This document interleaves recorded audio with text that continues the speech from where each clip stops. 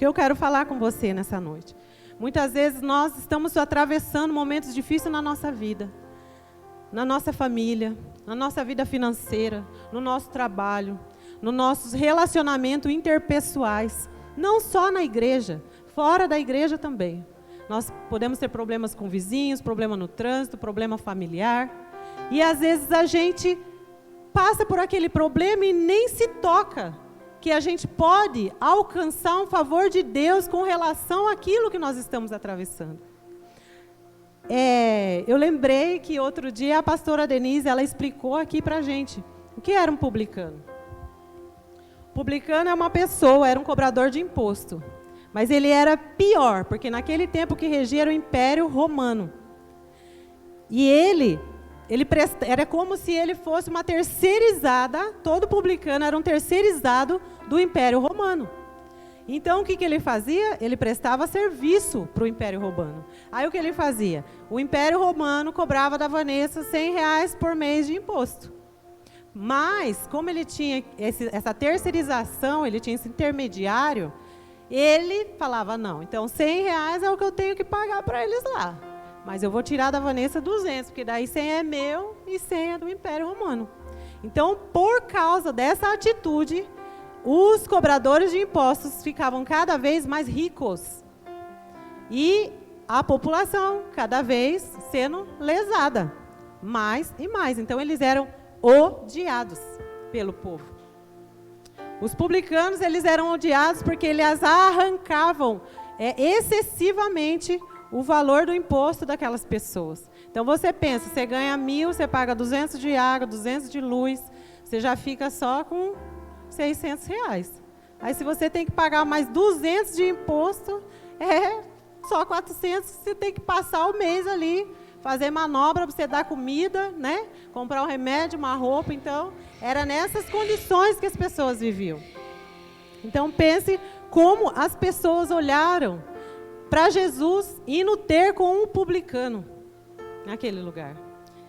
E eu gostaria agora de pedir para você abrir a sua Bíblia, também lá em Lucas 18, 18. 18, do 18 ao 23. Nós aprendemos com Jesus, nessa passagem, que ninguém é tão mau que não possa ser salvo e alcançado por Ele. Pecadores convertidos dão evidências da sua conversão. Eu lembrei agora de uma situação que aconteceu comigo, no meu trabalho. Lá é meu campo missionário. Eu sempre tenho um exemplo para dar de lá. E tem uma pessoa muito assim, agitada, eufórica, aquela pessoa que onde está chama atenção, que fala e tal, e acontece. E ela não era cristã, e ela vivia um relacionamento, há 4 anos, um namoro, e um namoro não cristão, um namoro onde ela praticava o sexo fora do casamento. E essa menina, ela era muito julgada por algumas atitudes dela lá. Inclusive, eu não vou ser hipócrita de falar, essa menina é muito metida, eu falei, né? Essa menina é muito metida, ela trata a gente mal, porque realmente ela fazia isso. E só que eu tive a oportunidade, Deus me colocou para trabalhar com ela, não só eu, mas 2 cristãs. E eu trabalhando com ela, eu pude presenciar o agir de Deus na vida dela. E eu confesso que eu fiquei assim, muito maravilhada e agradecida a Deus por ter participado do amadurecimento espiritual dela. Ela começou a firmar os pés na igreja, e um dia ela falou, eu preciso falar com você, urgente. Vamos tomar uma água? E eu fui com ela tomar uma água. Ela falou, é o seguinte, eu namoro há 4 anos, eu pratico sexo no meu namoro. E eu tenho entendido que eu estou pecando, que está fora da palavra. Que eu e o meu noivo, a gente está atraindo coisas ruins para a nossa vida. Que depois a gente vai casar e nós vai colher consequência. Mas eu não sabia. E agora eu sei, e eu não quero mais fazer. O que eu faço? Será que eu posso casar com ele ficar na casa dele e eu na minha? Até a gente ter um lugar para morar? Será que... O que eu posso fazer? Porque eu não quero mais praticar. E eu já falei para ele que eu não vou mais praticar. E a gente não tem feito isso. Está difícil, ela falou. Está muito difícil. Porém, eu tenho lutado para isso. E os dias passaram e hoje ela já marcou o casamento, dia 15 agora é o casamento dela, e ela vai legalizar essa situação, e ela falou que ela tem colhido milagres pós-milagres. Ela tem visto a mão de Deus por causa da atitude dela e dele.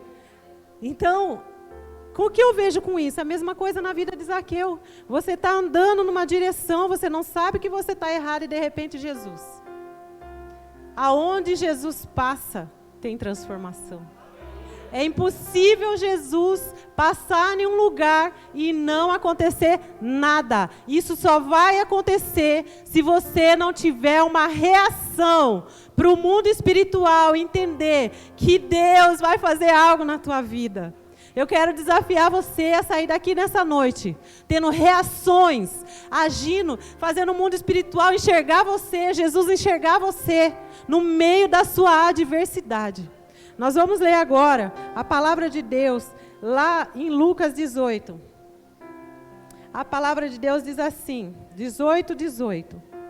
Certo homem importante, algumas versões diz um jovem, né? Outras diz um jovem rico, mas a minha está dizendo, certo homem importante lhes perguntou, bom mestre, que farei para herdar a vida eterna? Por que você me chama bom? Respondeu Jesus. Não há ninguém que seja bom a não ser somente Deus. Você conhece os mandamentos? Jesus perguntou para esse homem. Não adulterarás, não matarás, não furtarás, não darás falso testemunho, honra teu pai e tua mãe. A tudo isso eu tenho obedecido desde a minha adolescência, disse ele. Ao ouvir isso, disse-lhe Jesus, falta-lhe ainda uma coisa. Venda tudo o que você tem, tudo o que você possui, e dê o dinheiro aos pobres, e você terá um tesouro nos céus. Depois venha e siga-me. Ouvindo isso, ele ficou triste, porque era muito rico. Vendo-o entristecido, Jesus disse, como é difícil aos ricos entrar no reino de Deus. De fato, é mais fácil passar um camelo pelo fundo de uma agulha do que um rico entrar no reino de Deus.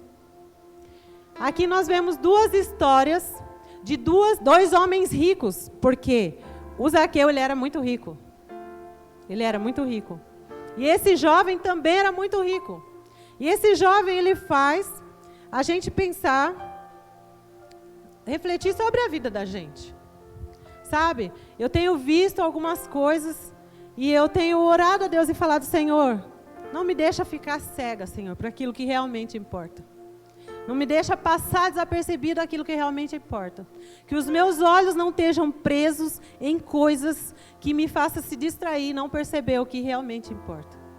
Porque esse jovem, a palavra fala que ele se entristeceu e foi embora. Hoje, nós estamos lidando com uma geração que se comporta como esse jovem. Eu até concordo com algumas coisas que estão na Bíblia. Eu frequento uma igreja, vou todos os domingos no culto, participo de uma célula. Eu gosto muito. Mas, quando Jesus pede tudo, eu caio fora. Eu me entristeço, porque aquilo custa para mim. Custa para mim muitas vezes largar o adultério. Custa para mim muitas vezes deixar de ser mentiroso. Custa para mim muitas vezes deixar de ser fofoqueiro. Custa para mim muitas vezes deixar de ser pilantra, safado, ficar devendo para os outros. Custa para mim muitas vezes ser o pilar onde quer que eu esteja. Custa para mim muitas vezes não negar Jesus. Custa para mim muitas vezes andar certo. Custa para mim muitas vezes não ser um crente 007. Quando chega nessa parte, a pessoa se entristece e fala, não, eu não quero isso aí para mim, eu vou deixar para mim ir na igreja. Quando eu ficar mais velho, porque daí quando você está velho mesmo, não tem mais nada para fazer, daí eu fico lá servindo a Deus. Muito cuidado. A palavra fala de dois homens. Um homem era Zaqueu.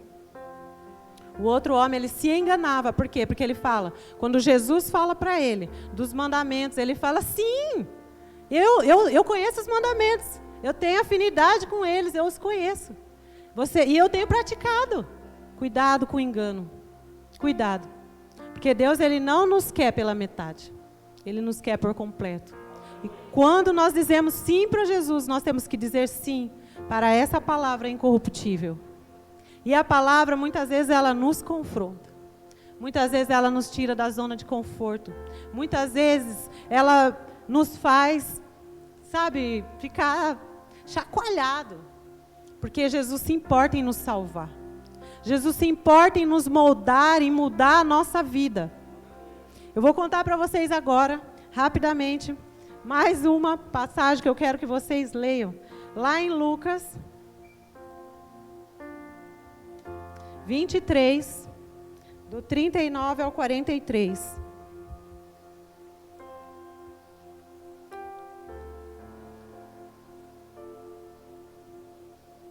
A palavra de Deus diz assim: um dos criminosos que ali estavam dependurados lançava-lhe insultos. Você não é o Cristo? Você não é o Cristo? Salve-se a si mesmo e salve a nós. Mas o outro criminoso o repreendeu, dizendo: você não teme a Deus, nem estando sobre a mesma sentença? Nós estamos sendo punidos com justiça, porque nós estamos recebendo o que os nossos atos merecem. Mas este homem não cometeu nenhum mal. Então ele disse: Jesus, lembra-te de mim quando entrares no teu reino. E Jesus lhe respondeu: eu lhe garanto, hoje você estará comigo no paraíso. Essa palavra é uma palavra que causa revolta em muitas pessoas. Porque a pessoa, ela fala assim, ontem mesmo eu ouvi uma pessoa falando isso. Como é que pode? A pessoa faz tudo errado a vida inteira. E depois, Jesus ainda salvou ela. Tem muitas pessoas que ficam revoltadas. E eu quero dizer uma coisa para você nessa noite. Jesus, quando Ele olha, Ele não vê o nosso pecado. Ele vê o nosso arrependimento. Ele vê o nosso coração. Ele enxerga aquilo que tem dentro de nós que ninguém mais enxerga. Eu olho para esse homem e eu me compadeço. Sabe por quê? Porque Jesus, eu aqui, né, falando, Margarete, não abri a Bíblia. Eu tinha tanto para te dar, meu filho. Eu estou aqui nessa cruz, porque eu vim aqui para conquistar para vocês uma vida em abundância. Cura, libertação, transformação, restauração, provisão. Eu vim para conquistar aqui nessa cruz. Cura. Tudo aquilo que você precisa, eu vim aqui para conquistar. E você poderia ter usufruído disso em vida. Você não vai usufruir, mas você vai para a vida eterna. E eu vim aqui hoje para te falar. Você não está na cruz. E em nome de Jesus, hoje não é o seu dia, o seu último dia. Então você pode hoje escolher que tocar Jesus de uma forma diferente. Que Jesus, você alcance o favor do Senhor, que você alcance o olhar do Senhor para a tua vida hoje. Um olhar de misericórdia.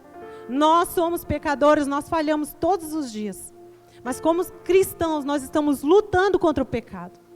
Nós estamos todos os dias tentando acertar. Nós falhamos sim. Muitas vezes nós falhamos com as pessoas que nós mais amamos. Com as pessoas da nossa casa. Com as pessoas que nos cercam. Às vezes nós falhamos. E são as pessoas que a gente mais ama. A gente não queria falhar, mas a gente falha.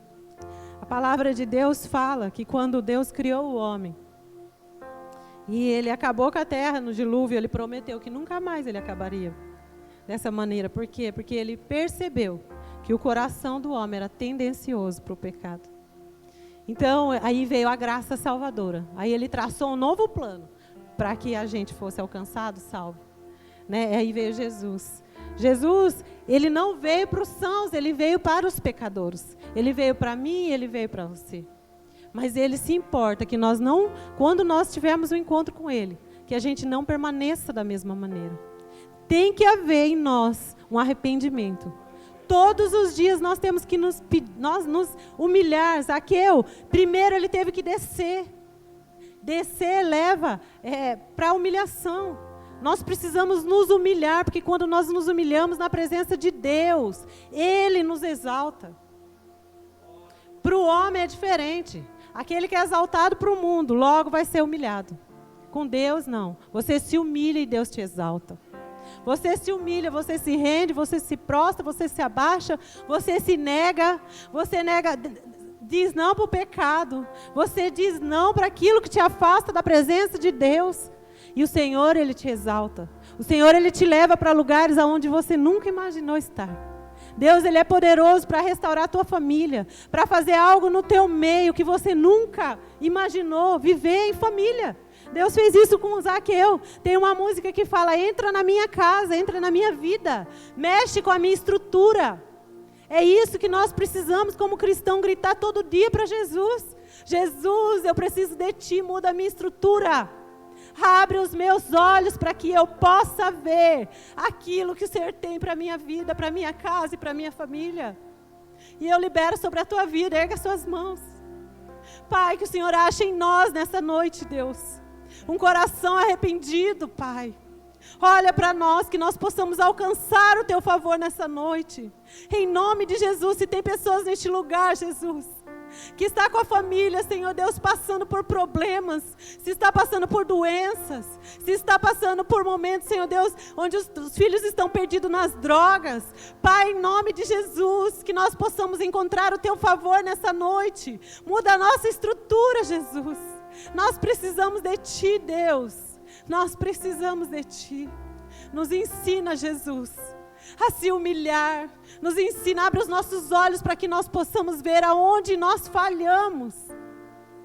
Dai-nos um coração ensinável, pronto para receber, Senhor Deus, o confronto da Tua palavra. Não nos deixa, Senhor Deus, ser massageados pelo homem e nós irmos para o inferno por causa disso. Nós queremos ser confrontados mesmo, Deus. Chacoalha a Tua igreja, Jesus, para que nós possamos nos ver na glória com o Senhor. Nós queremos ser salvos por Ti, Jesus. Vem com a Tua misericórdia sobre nós, Pai. Nós ansiamos por Ti. Tudo que nós precisamos é do Senhor, Deus. Aquele homem, ele se entristeceu quando Jesus pediu para ele algo que custava. O que Jesus tem pedido para você, querido? O que o Senhor tem pedido para você? Eu queria pedir para o Ministério de Louvor estar subindo. O Senhor, o Espírito Santo, ele funciona como um alarme em nós. Quando nós estamos fazendo algo que não agrada o coração do Senhor, Ele toca o alarme. E nós, como cristãos, nós percebemos quando nós falhamos. A gente não pode negligenciar o toque do Espírito. Nós não podemos negligenciar a palavra de Deus. Quando a palavra vem confrontando você, que você precisa mudar, que você precisa melhorar, como pai, como mãe, como marido, como filho. Essa semana eu recebi um áudio assim, que eu fiquei assim, eu chorei. De uma mãe. Uma mãe que moveu o sobrenatural de Deus. Ela falou, eu estou orando. Porque eu vejo que minha filha, ela quer ficar com vocês aí. Porque ela se sente amada, ela se sente querida, ela se sente bem. Ela sente a presença de Deus nessa igreja. Mas eu tenho a minha igreja, ela falou. E eu estou orando, porque a mim me importa que a minha casa esteja em pé. E isso que nós, como pai e mãe, nós precisamos tomar esse posicionamento. Importa para os pais que os filhos estejam em pé. Que ainda que a gente precise mudar algumas coisas em nossa volta. Às vezes nós precisamos mudar algumas coisas para que Deus venha reinar na nossa casa, para que Deus venha reinar na vida dos nossos filhos. Filhos, respeitem seus pais. Amem seus pais. Tem muitos jovens aqui, eu acho lindo isso. Amem seus pais. Só um pai e uma mãe faria por você o que eles fazem. Amem, honre seus pais. A palavra de Deus diz, quer viver bastante? Honre seus pais. A palavra de Deus não fala, honra sua mãe se ela for legal. Honra seu pai se ele fizer a tua vontade. Se o seu pai for o teu Uber. Honra teu pai se ele for legal com você. Não tem aspas. Se o seu pai, a tua mãe não é aquilo que você gostaria que ele fosse, eu quero que você saiba nessa noite que o seu pai, a tua mãe é o melhor de Deus para a tua vida. Hoje você pode não enxergar isso, mas um dia você vai enxergar. Enquanto você não enxerga, só obedeça a palavra de Deus. Quer se dar bem na vida, quer ser abençoado em todas as áreas, honre a autoridade de Deus sobre a tua vida. Honre. Seja aquele que faça a diferença. Eu tenho visto jovens querendo estar junto com esses jovens. Por quê? Porque nós temos jovens posicionados. Jovens que sabem para onde quer ir. Jovens que sabem quem são. E isso é muito bom. Porque ninguém quer seguir uma pessoa inconstante. Ninguém quer andar com um jovem que fala mal da tua igreja, que fala mal do seu pastor, que fala mal da sua liderança. Ninguém vai numa igreja de uma pessoa que faz isso. A pessoa fala, se a pessoa tem coragem de falar mal do pastor, eu vou nessa igreja? Imagine de mim. Não é verdade? Uma pessoa constante. Uma pessoa que procura andar segundo a palavra de Deus. Que quer obedecer na íntegra, assim como Zaqueu. A palavra de Deus. Essa pessoa, ela atrai pessoas. Ela atrai multidões. Mesmo que as pessoas que estão na sua volta não concordem com o milagre e com a vitória que você está recebendo, não importa. Porque Jesus que te conhece, foi Ele que deu. Ele que vê o seu coração. É Ele que sabe quem você é. Não é as pessoas. Assim como a menina do meu trabalho, muitas pessoas falam, essa menina é chata. Essa menina é isso. Eu falo, ela está sendo transformada pelo poder de Deus. Mas eu não preciso ficar defendendo Jesus, porque uma hora todos vão ver. Porque quem tem Jesus exala isso. Quem tem Jesus acende aonde vai, porque é a luz de Jesus, nós carregamos essa luz. Semana passada o Renato falou sobre isso aqui. Que nós carregamos a presença de Deus. E aonde nós estamos, o ambiente ali vai ser mudado. Por causa da presença de Jesus que está em nós. Queridos, essa palavra é para mim também. Não envergonhe o Evangelho de Jesus. Seja crente de verdade. Obedeça a palavra de Deus na íntegra. Não faça como aquele jovem rico que não foi salvo, porque ele preferiu ficar com a riqueza. Seja como Zaqueu. Ele restituiu as pessoas que ele tinha roubado 4 vezes mais. E ele deu em dobro para os pobres tudo aquilo que ele tinha. Ele doou. Sabe por quê? Porque ele encontrou Jesus. E o que ele mostrou para Jesus? O que ele mostrou para Jesus com essa atitude? Eu quero falar para vocês que o ser humano é mais importante do que o dinheiro. Que a honestidade é mais importante do que o lucro e do que a ganância. E que ele queria ir para o céu. Ele queria ir para o céu, ele se esforçou. Eu não sei como você chegou neste lugar. Eu quero que você feche seus olhos. Fique em pé no seu lugar. Nós vamos adorar o Senhor.